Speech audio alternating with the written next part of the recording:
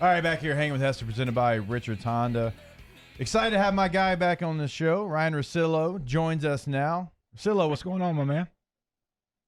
Not much, man. I'm back up in Boston, and I will be navigating the streets as we do this one. I'm glad. Yeah. I'm glad you mentioned Boston. A former Red Sox came on right before you did. His name is Todd Walker, and here's what he had to say about you. Oh, yeah. Ryen Russillo is anything but a floor cleanup hitter. Come on now. He said that you weren't, worthy enough to be the cleanup hitter on today's lineup. Oh, wow. I mean, what's going on? I mean, that's disappointing. I think he said you would be leading off for him. There's no way you could drive him in. Well, he's not driving me in. I'm like twice his size. So, and I know how upset he was that Grady wouldn't play him against lefties in 03. And then, for whatever reason, he decided to start Todd in all the playoff games, which worked out. But I love Todd. I don't have anything bad to say about him, but I don't need that kind of heat on a Friday. Exactly. You don't need that heat on a Friday. Hey, cut that up, what he said about Grady not playing him against lefties, though, because I'll use that as combat back to Todd Walker. Hey, since you're up there in Boston, though, and I want to talk NBA and Pelicans and all that, this Tom Brady situation, where do you truly think it's going to end up? Well, Brady's done a really good job of keeping this a tight inner circle. I mean, he has a very, very limited number of guys that know what's going on. Brady's actually known for kind of cutting guys out of his circle, going all the way back to Michigan, because it's just like, look, if you're going to talk about me, like I'd heard some story about how like one guy did some stupid sit-down interview, and we're talking like years and years ago, and Brady found out about it and like cut out a ton of guys because they were just guilty by association. So, there's all these different things, and I have all these friends that work here, and, whether they're in law enforcement or the media and all this stuff, and honestly, nobody's said anything to me that's convinced me that anybody really knows. And I think it comes down to two things that completely contradict each other. If he wanted to stay and they wanted to keep him, why would he negotiate a clause where he couldn't be franchised a year ago, and why do they allow it to happen? Like, it doesn't make any sense. So he puts that clause in so he can't be franchised for what? For the freedom to be able to move on. So it leads you to believe that eventually he wants to bounce. But at 43 in August, I can't fathom that he's going to want to start over after 20 years with this organization and go somewhere else. And even if the other organization says, hey, Tom, you can do whatever you want. We'll run whatever offense you want. We'll draft better weapons at receiver. We'll do anything that you want. I can't believe that he's actually going to want to start over unless the animosity between he and Belichick is still as frosty as it was a few years ago. Because a few years ago, it was kind of bad, and that's why people were writing about it so much. But apparently they've made up. But I guess we'll see what happens in free agency. Going into free agency, I mean, is Tom Brady looking at a max contract of 2 years? Because you get the franchise tag, which is going to put you, at the top three highest paid quarterbacks, or, you're going to take a 2-year deal with guaranteed money. Well, it can't be tagged. I mean, it was negotiated a year ago, so that they can't go ahead and do that. So, right now, whatever version of the max is, and they can do whatever they want in football, but, it's about $35 million, and the guarantees on quarterback contracts jump a ton. And, is it really worth it to him to start over, kind of feel whatever, like if he really feels that way towards Belichick, feels like he's getting back at him somehow, because he's definitely been annoyed about the lack of weapons. Like Brady would never say it, but I've heard it enough going all the way back to like 2014 where it was like, come on, but he never ever would say it. I can imagine with all the cap space that's out there, like every year the cap goes up like $10 million. It's going to be about $200 million this year in the NFL. A team could decide that, you know what, let's just pay this guy more than he's worth because we get Tom Brady for 2 years. So I believe that contract will be out there, but is he really going to want to go to a team that isn't competitive? Because that part doesn't make any sense. And I think that's what New England's betting on. But it's like, sure, there might be a team that's going to pay you $35 million guaranteed each of the next 2 years, but you really want to go play for Tampa and maybe be, a wild card team? Yeah, that's my deal, Russillo. Like, do you really want to go to Las Vegas? I know they've got this new stadium, but at the end of the day, you're going to the Raiders organization that for 15 to 20 years thought winning the Combine meant winning a Super Bowl. Yeah, I mean, the Raiders thing, I think that would be the perfect example of a franchise that goes, hey, let's get some buzz here. New stadium, new city. Teams do that. Like, I felt like Jared Goff was drafted number 1 because they felt like they needed a quarterback to kind of show off. And in the beginning, it looked like a disaster, and then it turned around, and now maybe it's a disaster. Well, we shouldn't call it a disaster again, but like Goff is an up and down. But whenever there's like a star player, like Iverson is a great example of this. Iverson was someone who kept your team absolutely hostage with the way he played. And it wasn't a winning way, even though they played in the finals and got smoked 20 years ago. Okay, but that was an anomaly. You were never going to win, and you were only going to play the way Iverson wanted to play. So once everybody started figuring out more and more, and his skills started to diminish, there still were two franchises that were thrilled to introduce Allen Iverson, the Nuggets and the Pistons, and do the press conference. And hell, even the Grizzlies did it for a little while before Philly brought him back.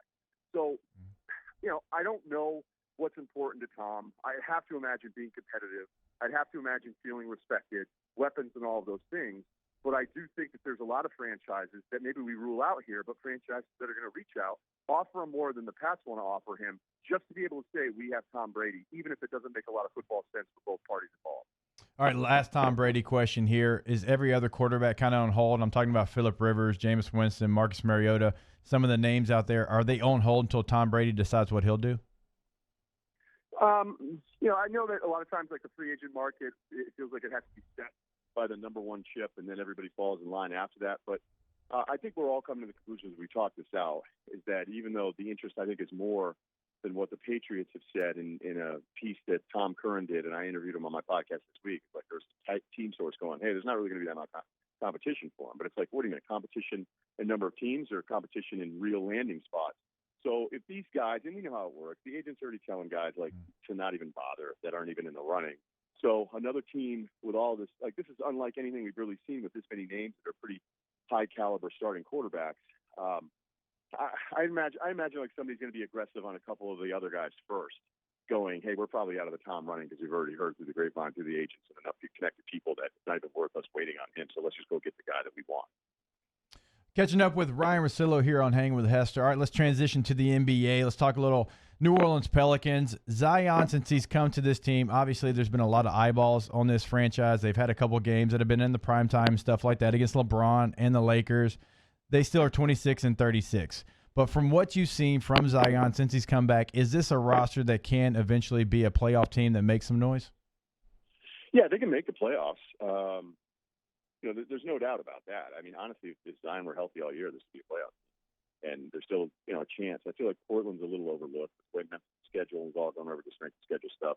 Memphis has got like the toughest one going here. But, Zion is everything I expect him to be. I expect him to be dominant. If he's healthy, this guy is going to be a game changer. I mean, he absolutely is that good. The difference is that, Blake Griffin came in and put up massive numbers. And then he had Chris Paul, he had DeAndre, and obviously they ran into the Warriors. They weren't going to beat that team. But, there's a difference between, 25 and 12 every single night, and one of the most popular players in the league and selling number one jerseys, which Zion's already capable of doing, as we've seen, or a guy that actually is impacting the game, not just those numbers, but in a winning way. And what happened, look, if Giannis were to have a second-round exit or maybe even an Eastern Conference Finals exit and wins another MVP, like, this is the timeline of any perceived star in the league, is that, oh, wait a minute, I thought this guy was the man. I thought this guy was, like, the best player ever. And this guy can't even get to the finals. I mean, it happened to Jordan. It kind of happened to LeBron, even though he got there in 2007 in a way that it wasn't supposed to happen when they lost to the Spurs. But, right now the Zion part is a massive success. It's an A+. He's unbelievable. His personality, his tenacity, guys don't know what to do with him, and he's just, even at 6'5", like, he can play center in this league because everybody's sized down so much. So I just think what will happen is you'll look at the roster, and if they don't, crank into a top 4 seed in a few years, then it's the inevitable thing that happens that we all do to all these young players and all the stars in the NBA, is until they actually win something, we're like, oh, what happened to that guy? I thought he was supposed to be awesome. But I'm not worried about that right now. I'm just warning everybody that that's going to go down. Yeah, hey, when you look at the roster as well, I mean, they've got some pieces, and they've got all-stars on that team with Brandon Ingram and Drew Holiday. What's that team missing, though? Or are they missing anything? It's just the fact that Zion wasn't there for the full season. Yeah, I mean, injuries have always been an issue down there. I mean, going back to the previous regime, it's been one of the, I would say, least healthy teams for a while. And the Zion thing is different because I think it's a little precautionary, and that's kind of what's happening now with everybody, because they're just taking a lot longer to come back from injuries because everybody's worried about it all the time. I do like the roster. I mean, when you look at some of the shooting numbers for the top 5 3-point attempt guys, it was kind of surprising people. I still don't feel like nationally people have caught up to the idea that Lonzo's shot is that much better. And it just looks like 2 completely different guys. So that staff deserves a ton of credit to get him going. I think it's about really figuring out the favors point guard Zion combination, and what version of that is it going to be? Is it going to be Drew? Is it going to be Lonzo? I feel like every team you're always going, they need more shooting, and then when you have too many scores, everybody gets worried about it. But I'd rather have in today's game 5 guys that can make a bucket, because that's kind of what Toronto did. That's what Houston has a little bit, and I think New Orleans has some versions of that. But like long term, the pieces and what it's all going to be, it really comes down to guys that post their workouts on Instagram and say all the right things and say they're all about winning, but have no idea to actually how to accomplish that goal. Like, there's nothing easier than rehearsing the things that you need to say and saying those things versus the guys that actually have that personality and that thing that drive that I think few players, a lot less players the numbers have than would suggest. But I actually think Zion can be one of those dudes because he just loves this game so much. So we'll see. All right, last one here, Ryan. Can you believe that LSU football starts spring practice tomorrow? Doesn't it seem like we literally just walked off the Superdome floor? Yeah, no, trust me. I didn't get, now my new role, I didn't have the floor deal, so I wasn't able to get down there this time. But I made it to 5 games this past year. I'm already trying to figure out which ones I'm going to go to, so you can let. I saw you on the. We saw you on the road a bunch this year, right? Yeah, I did Texas. I did Bama. I did obviously the UCF bowl game that Danny Cannell still thinks is close. What else did I do? Danny's probably wearing a turtleneck right now. It's fine. I had to fill in him for him this morning. So while he's playing, doing whatever. Oh, I went to Atlanta solo like last minute. I flew in to Atlanta and went up to a box with some of the guys, and then of course I made it to the title game. But you know what I just love about the whole thing? It's just all the people that were wrong all year long. And like, look, I get blamed for being biased just because you guys know how I feel about the program in the city and. Look, I just love it, and I tell everybody I love it. But it doesn't mean I'm wrong when I'm going, okay, first of all, when their defense is giving up all these points is when they're way up. So that's one thing people should dig into. And to run through and to have, like, Bama score 7 points with their offense, the 14 from a kick return, 7 points total in the first 40 minutes of the game, to just absolutely embarrass Oklahoma. And then all the Clemson people that were ready to just tweet out all the anti-SEC stuff and act like it's some LSU mirage all year long. And then even when they were down, you're like, you know what, they got them because they were so backed up at the start of their offense. To smoke those teams the way they did this year, like I feel like nationally, before the season even kicks off, like every national opinion person should have to either apologize or just have a moment of silence to respect what that team just did. I could not have said it better myself. In fact, that is the perfect way to end this interview. Hey, man, I know you're busy. I appreciate your time. Yeah, sorry about the noise. This city's a little active today. So. Oh, background noise is the best. Absolutely. I appreciate it. All right. Thanks, boys.